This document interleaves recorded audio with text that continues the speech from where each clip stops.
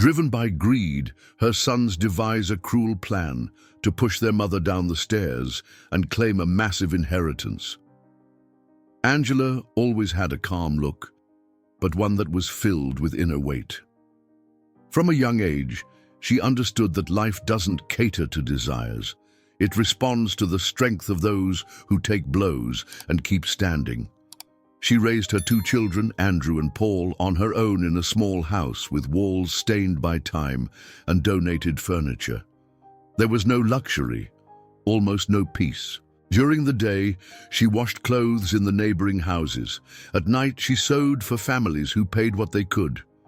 When hunger struck, she waited. Her children ate first. It was always like that. There was no space for dreams.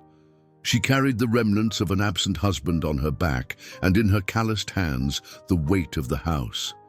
Still, she loved her children, even when they began to change.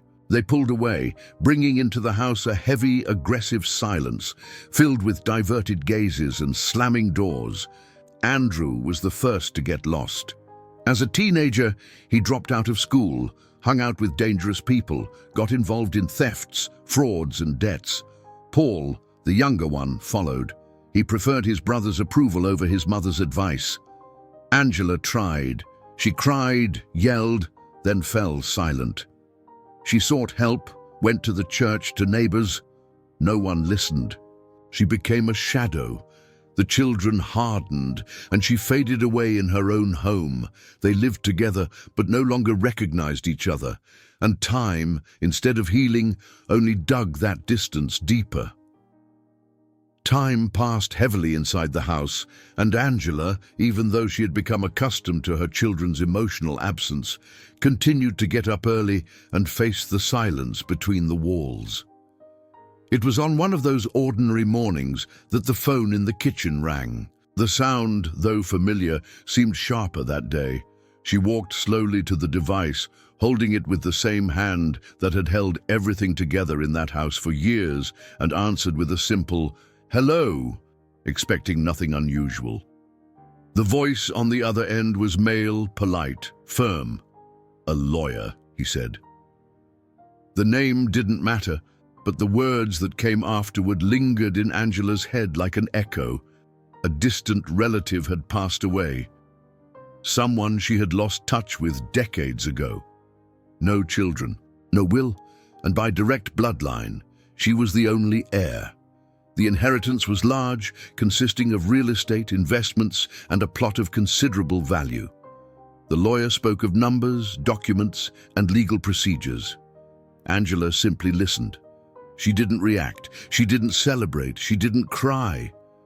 When she hung up the phone, she stood still, her hand still on the receiver, her eyes fixed on the void, and the steam from the kettle rising beside her as if everything was still normal. But it wasn't. Something, though she didn't yet understand it, had changed. Andrew, in the hallway, had stopped halfway to his room when he heard the tone of the conversation. He was leaning against the wall, motionless, listening to every word. When the call ended, he slowly pulled back without making a sound and entered his room. He spent a few minutes sitting on the edge of his bed, staring at the floor. "Did you hear that?"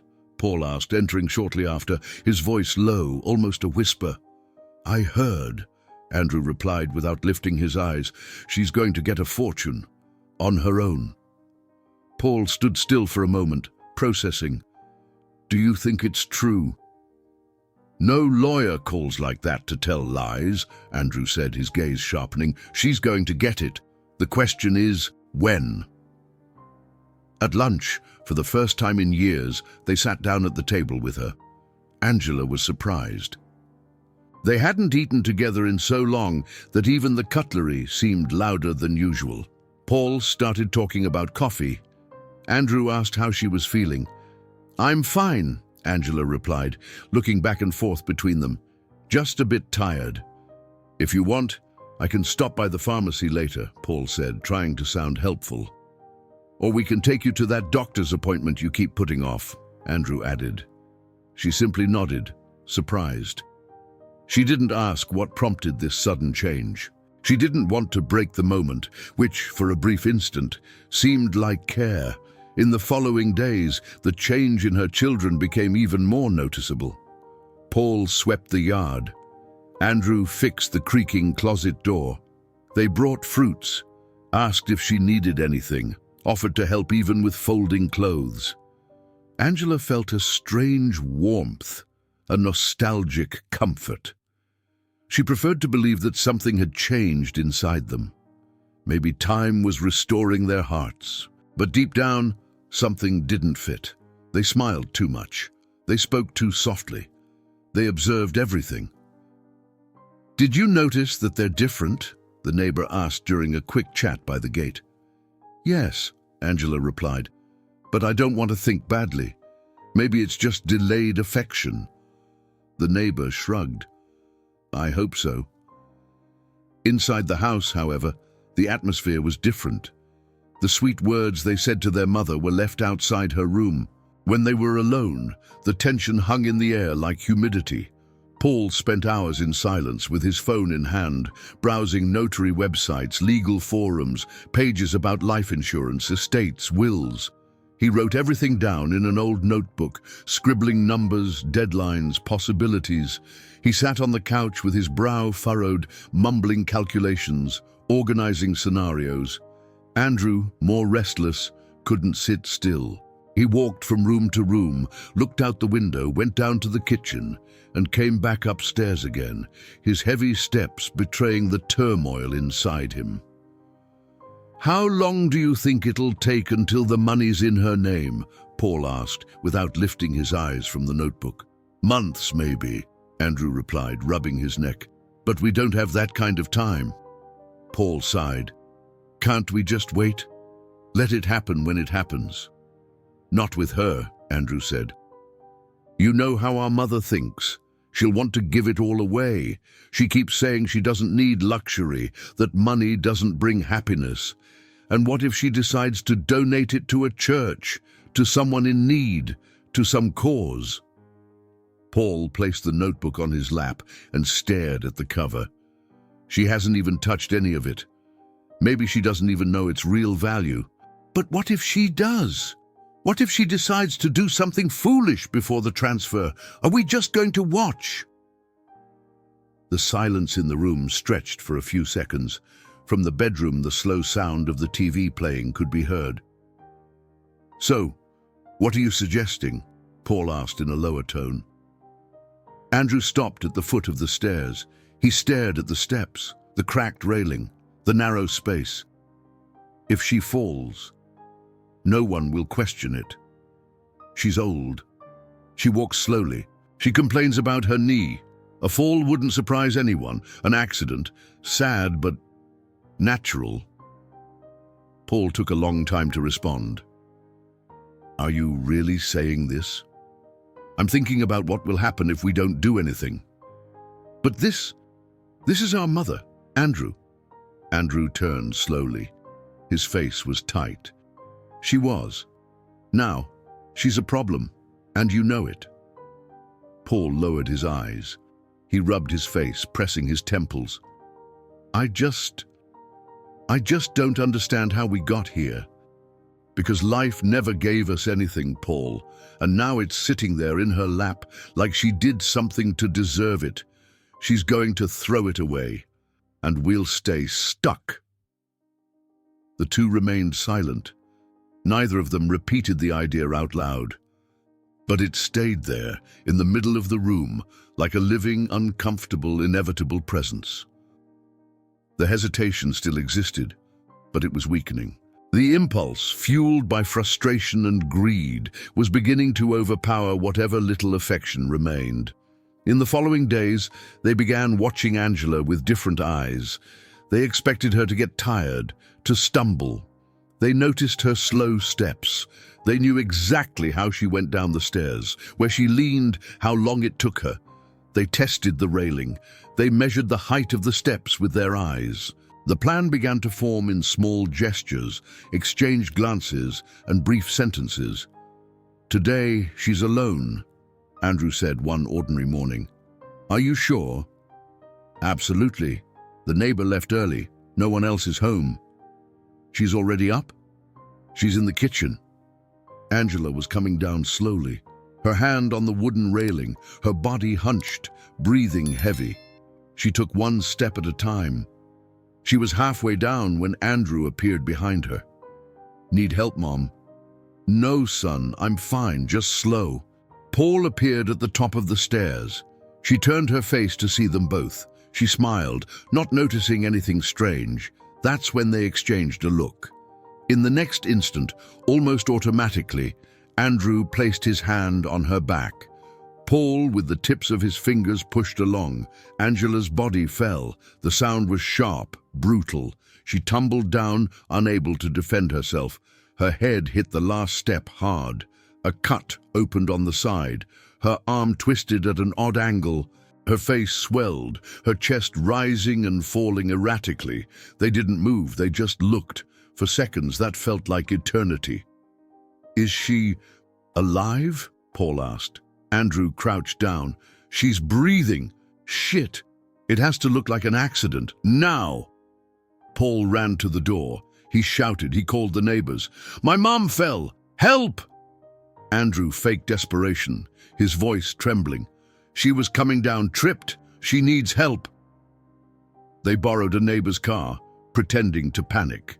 Andrew knocked on the door of the house across the street, his eyes wide and his breath short, nearly stumbling over his words.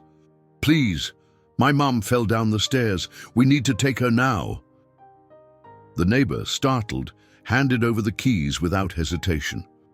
Paul was already in the garage, opening the passenger door and carefully arranging their mother's body in the back seat, adjusting the seatbelt around her chest as if it were a loving gesture, not an act of concealment.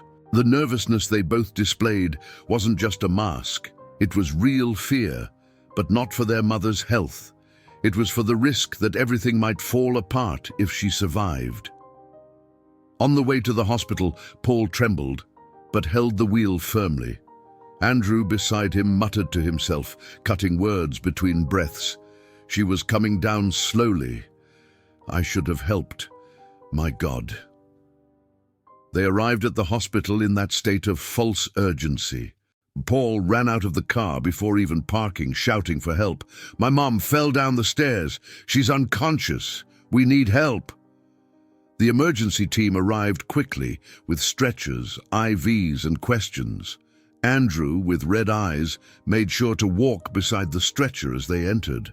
At triage, they took turns with the same phrases. They had already agreed on what to say before leaving home.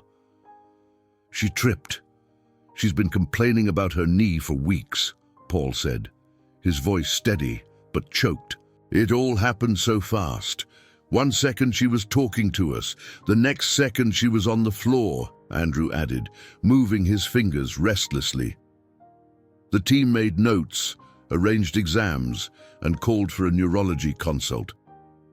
To everyone present, they were desperate children trying to understand how their mother could have fallen like that. As Angela was taken for initial tests, the brothers sat in the waiting room. They're surrounded by other patients, rushed doctors, and the strong smell of antiseptic. They kept the act alive. They cried without tears. They lowered their heads in silence. They offered trembling hands to anyone who tried to console them. When they were alone, away from everyone, they sat in a corner of the reception near a turned-off coffee machine. Paul looked around, then turned to his brother. "It didn't work," he said in a low voice. "She was breathing. When we came to our senses, it was too late," Andrew replied. "But did you see how she looked? That head, the cut. I thought she wouldn't make it." "Well, she did. And what if she wakes up? What if she remembers?" Paul sighed, looking at his own hands. "What do we do now?" Andrew thought for a moment, then answered, "We finish it here. There's too much connected to her, too many strings. A respirator? I don't know. Any mistake? No one will suspect. She's already bad off. They'll think her body just couldn't handle it." "Are you sure about that?" "We have no choice, Paul. If she wakes up, it's all over." Paul hesitated, took a deep breath, then nodded, his face already colder. "It has to be quick, and when no one's looking." Minutes later, the call for the tests was made. A nurse approached. "A family member can go in with her," she said kindly. "I will," Paul replied immediately, standing up. Andrew stayed behind, hiding his face in his hands in front of everyone, as if he were crying. It was a well-rehearsed act. The posture, the tight eyes, the slight trembling of the shoulders. Some of the patients around murmured in sympathy. An older lady commented to her son, "Poor boys, so young, losing their mom like this." Meanwhile, Paul walked beside the stretcher through the hospital corridors. The sound of the wheels echoed on the waxed floor. His mother's body seemed small between the white sheets. Her face was swollen, the cut still visible beneath the gauze. She didn't react. They were left in a prep room. A technician adjusted the equipment and explained the routine. "We're preparing imaging exams. She's unstable, so we'll keep the respirator running during the move. I'll be back shortly." The man left. Paul was alone. He looked at the door. Nothing. He looked at the monitor. Steady heartbeat. Assisted breathing. One button, one cable, one opportunity. His hand trembled, but he reached out and touched the respirator tube. He carefully pulled it away, pressed the off button. The air stopped. The monitor began beeping, the numbers falling within seconds. But before he could do anything else, the door opened forcefully. "Oh, sorry," said the nurse, entering with a clipboard in hand. "We need—" She stopped when she saw the signs falling. She looked at the cables, made a face. "This was poorly connected," she muttered, quickly reconnecting the respirator with swift movements. The numbers returned to normal. She didn't even look at Paul, focused on fixing the problem. "These machines always give scares." He nodded silently. He went back to the hallway as if nothing had happened. Angela was stabilized, but fell into a coma. The official diagnosis was severe: brain injury, edema, a fractured shoulder, and internal damage. The next few weeks would be uncertain. During this time, the brothers built the perfect charade. They alternated by her bed, held her hand with theatrical tenderness, stroked her hair, whispered hopeful words to anyone who passed by the corridor. They brought flowers, brought books, asked the doctors about any slight improvement in her condition. "She means everything to us," Paul said, his voice low and moist in front of the nurses. "We've always been just the three of us." "It's always been that way," Andrew added, his eyes full of fake tears. The neighbors who came to visit cried with them. The doctors were moved. The staff treated them with respect. "I've never seen two sons so dedicated," a nurse commented. "They come every day, they take turns, they take care of everything." The fall was recorded as an accident. Their versions never changed. Each sentence was the same as the last, rehearsed and repeated with precision. No contradictions, no failures. It was as if they had rehearsed for months. The public image was perfect. Two devastated sons, two young faces marked by imminent loss. Everything seemed under control, but it only seemed that way. That warm morning, something unexpected happened. Angela moved her right-hand fingers. First, a slight tremor, almost imperceptible. Then her eyes opened with effort, as if they had been sealed from the inside. A raspy sigh escaped her throat, and the machine beside her reacted with short, hurried sounds.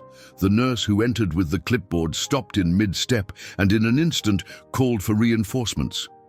The woman whom everyone had thought doomed to permanent silence, with some luck vegetative, was coming back, but not the same. When Angela woke up, she wasn't the same. The left side of her body didn't respond. Her speech was slurred, heavy, with pauses that seemed like holes in memory. But her eyes were alive. They observed everything with silent firmness. She looked at people as though trying to remember names she knew by heart. And slowly, between confusion and clarity, she began to connect the dots inside her own mind, like someone stitching something old but resilient. "Can you hear me?" asked the doctor. Angela blinked slowly. "Can you move your right hand?" The fingers moved again, slowly. Her head, after some effort, nodded. "She's back," the doctor said, surprised. "Against all odds." In the corridors, when they found out, Andrew and Paul exchanged looks, pale. Neither could say anything immediately. Andrew was the first to recover. "Well, that's good news, right?" he said, trying to smile. "It is," Paul replied, swallowing hard. "Very good." But it wasn't. They both knew. The possibility that Angela might speak, might remember, terrified them. In the following days, visits were full of flowers, promises, and sweet voices. The sons sat by her bed, held her hand, told stories from the past, laughed about old things. Angela listened. She almost never spoke, but she paid attention to everything. "You don't know how much we prayed for this, Mom," Paul said, gently squeezing her hand. "We've been here every day by your side. Never left you," Andrew added. Angela looked at the two of them with the same calm gaze she always had. A gaze that once could have been interpreted as gratitude. Now it was something else. It was as if she saw through them. The words came slowly. "You here every day?" "Every day, Mom. We wouldn't leave you alone," Paul said, gently tucking a lock of hair behind her ear. Was it an accident?" she asked slowly. "Yes," Andrew replied quickly. "You slipped. We tried to hold you, but it all happened so fast." Angela closed her eyes, nodding. She didn't say anything more. But inside, she was screaming. She knew. She didn't remember how she watched a movie. It was different. It was a certainty in her chest. The push, the pain, the hospital, their silence, the repeated phrases, the cold gesture, and then the tube, the air disappearing, a muffled desperation. It wasn't just intuition, it was instinct, the instinct of a mother. They had done that. They had tried to kill her, and now, smiling beside her, they waited for her body to give out on its own. She returned home weeks later, still weakened. She needed help for almost everything. Her left side didn't respond, her leg dragged, and her voice was still slurred. But her mind was alert, vigilant, aware. "We'll go up with you," Paul said the day she was discharged. "You don't need to," she replied dryly. "We insist," Andrew said, already grabbing the bag with her few belongings. The house seemed the same, but nothing was like before. She moved slowly, each step calculated, and all around her everything was observation. Their words, their gestures, their glances, the quick exchanges of expression. Everything made sense now. The sudden change, the forced kindness, the always sweet tone, but forced. The questions disguised as care. "Do you want us to stay with you tonight?" Paul asked. "Stay," she replied, "but I don't need to." The first night at home was long. Angela didn't sleep well. She stared at the ceiling and thought about everything. She remembered the lawyer's call, the sudden interest of her sons afterward, the push down the stairs, the hospital, the respirator being turned off. It wasn't delirium. It wasn't exaggeration. She knew. And she also knew the reason. She connected the dots with frightening clarity. Everything had been about the inheritance. The news of the money had changed everything. To them, she was no longer a mother, just an obstacle between them and the fortune. She didn't cry. She didn't speak to anyone. She didn't tell the neighbors. She didn't confront her sons. She just thought, calmly, like she had always done. The following week, while pretending to need rest, she began to plan. She waited for Paul to go to the market. She asked Andrew to go buy medicine. When the house was empty, she used her right arm to steady herself against the walls and made her way to the room where she kept a phone number for an old family acquaintance, someone who had helped her in the past. On the yellowed paper, there was the name of a lawyer. Nothing official, nothing digital, just a forgotten note. The next day, she pretended she wanted to go to church. She said she wanted to light a candle. The sons were surprised but didn't question her. They thought faith would keep her distracted. They took her by car to the place, left her on the sidewalk, and said they would be back in half an hour. As soon as they left, Angela crossed the street slowly. She entered a bakery, asked to use the phone, and dialed the number. The lawyer, Barbara, answered. The voice was firm but calm. "Good afternoon. I need to speak with a lawyer," Angela said, her voice low. "Yes, it's me. How can I help?" "It's serious, and it needs to be discreet. Can you meet me today?" "Of course. Where are you?" Barbara met her at a nearby square where they sat on a bench in the shade. Angela spoke slowly. She told her everything, no exaggeration, no drama. The lawyer listened, took notes, and didn't interrupt. "Do you want to make a new will?" Barbara asked when she finished. "I do, and I want it revealed only after I die, with a letter of mine, read aloud, for them." Barbara nodded. "That's possible. We'll take care of it together." In the following days, Angela pretended to be tired. She alternated between naps and doctor's visits, always with the sons nearby, always with forced smiles on their faces. She noticed but didn't comment. She was too exhausted to react, too tired of suspecting. In silence, she finished the document.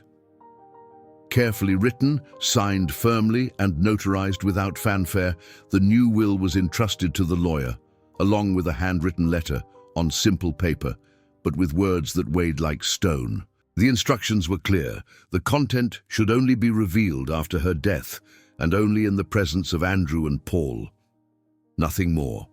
No further explanation. Angela didn't tell anyone. Not the neighbors, not the doctors, certainly not her sons.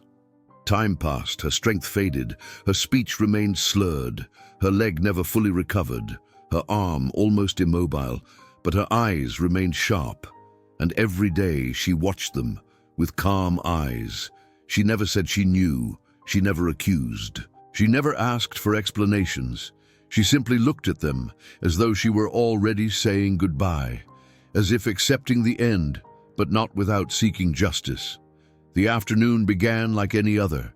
Clear sky, warm air, a quiet neighborhood. Angela spent the day at home with no scheduled visits, no commitments. She was more tired than usual, but attributed it to a bad night's sleep. She had her tea, tried to read a little, then retired to the living room. The sons showed up in the afternoon, unannounced. They said they were worried, that they wanted to see her. She found it odd. Not because of the gesture itself, but the tone. Too polite, too solicitous. They stayed with her for a few hours. They barely spoke. Andrew insisted she eat something. Paul fetched her a glass of water. Everything was done with rehearsed care. She noticed, but didn't comment. She was tired of suspecting and too tired to react.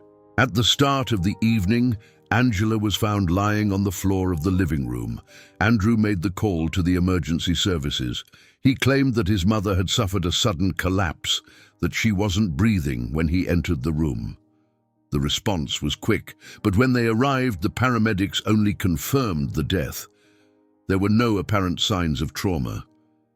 The team recorded possible heart attack. The death was treated as natural. An elderly woman with a history of hypertension, home alone with her sons. The documentation followed that line.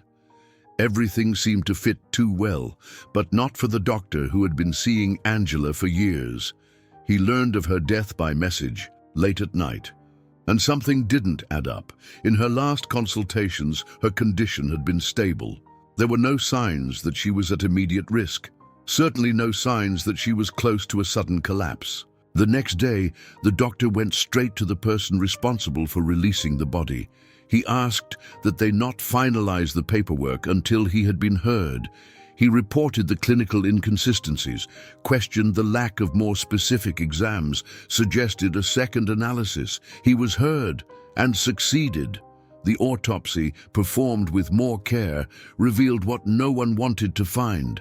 Angela had not died of a heart attack. There were clear signs of suffocation, small hemorrhages in the eyes, damage to the larynx, prolonged pressure on the neck.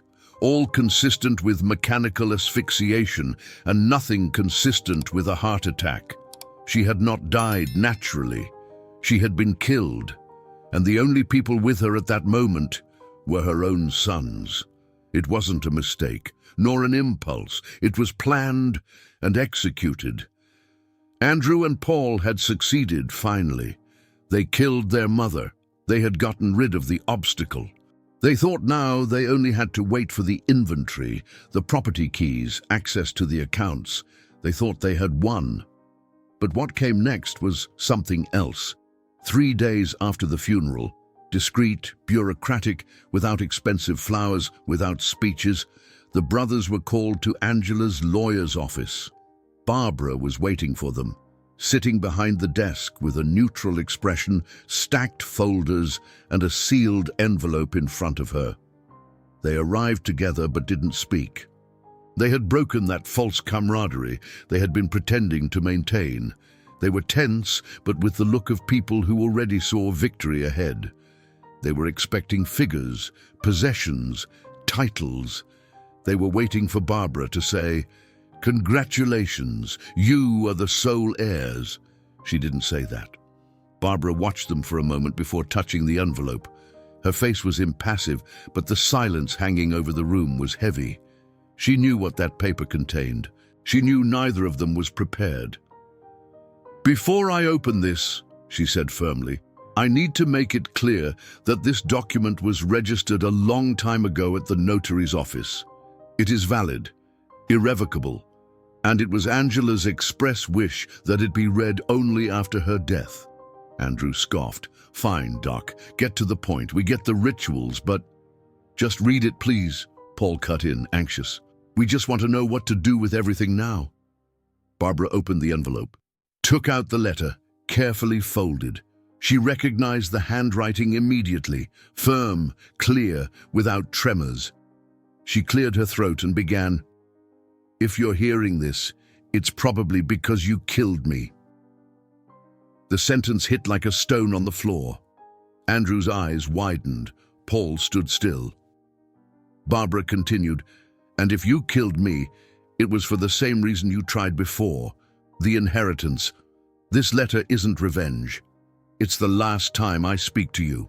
I've decided to donate everything because what you wanted was never my love. It was my money, and that money will not exist for you. The only inheritance I leave is what each of you carries in your conscience, and may the world know what you've become." Silence. Andrew stared at Barbara as though he were waiting for a joke. Paul seemed unsure where to put his hands. Is this a joke?" he asked, his voice dry.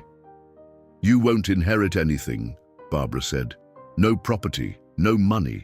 All assets have been legally transferred to social institutions, as detailed here." She tapped the fingers on another folder in front of her. "It's all signed and registered." "But what do you mean, nothing?" Andrew stood up. "Nothing?" "Nothing," Barbara repeated without changing her tone. "The will is clear. There are no loopholes, no space for contestation." "This isn't legal. It can't be," Paul insisted. "This is manipulation. She was sick. She was influenced. We'll appeal." Barbara let out a slight sigh. "You can try, but it won't help. Every clause is backed by law, and it was precisely to prevent maneuvers that she did this so far in advance. You were excluded with full knowledge of the law, and for clear reasons."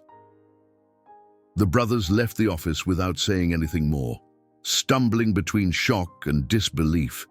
But the contents of the letter didn't stay behind closed doors. The letter leaked. No one knew exactly how.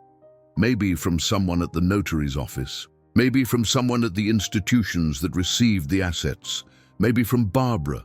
The fact is, within a week, it was plastered on the newspapers. "Mother donates fortune and accuses sons of murder in posthumous letter. Sons excluded from inheritance. You probably killed me." The fallout was immediate.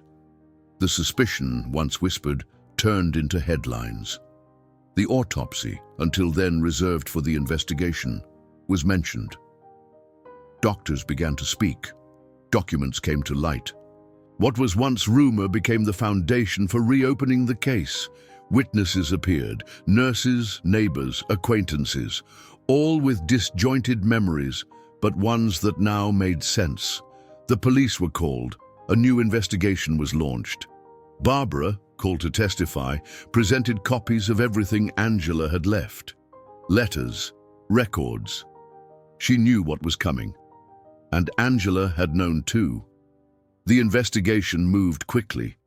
They traced phone calls, scanned bank transactions, crossed dates, times, versions, and everything started to fit together. The violent history, the veiled threats, the shelved police reports, the forgotten accusations. Besides their mother's death, previous frauds came to light, falsified documents, schemes against small businesses, ties to extortion groups. Andrew and Paul had a trail, and now there was no one left to protect them. They were arrested before the end of the month, each one taken in silence. No scene, no chance to manipulate anything. And at the trial, it was Barbara who presented the letter to the court.